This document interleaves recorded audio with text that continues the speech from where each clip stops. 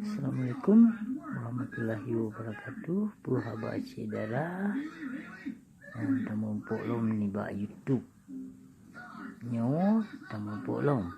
Jadi yang buat Facebook video live di sini Facebook tanyo kaji blok li musuh yang hana tanggung jawab dan yang putih musuh yang tolak kebenaran, maka putih ase munafiknya hana diterima kebenaran.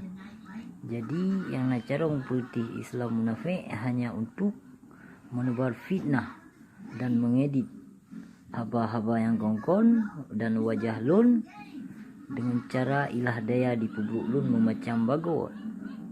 Nyo dalam siarannya tanyo kabarkan kepada sidra memandum bahawa hujah yang kali lun menghujahnya lun bertanggung jawab ni ba Allah Subhanahu wa taala.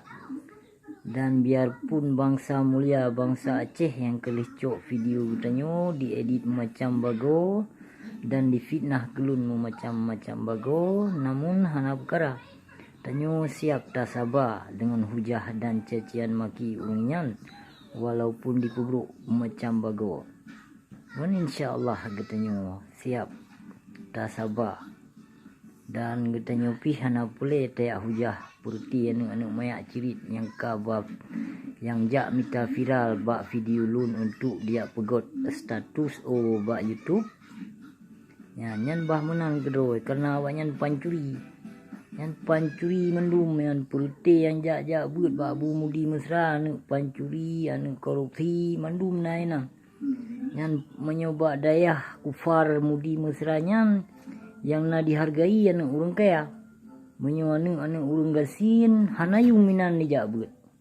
No jabut mentong payah pakai wang muka. Niki tubas miki sidra metua. Tajak murno ilmu akhirat. Payah tabayi wejino.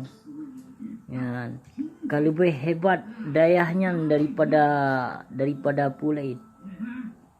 Kagum harkat inalam dayah. Nyo kunyo sidra metua lun pesampo sagai bacut. Pajan-pajan akan dah sambung lom kelai bak YouTube. Terima kasih wabillahi taufiq wal hidayah. Assalamualaikum.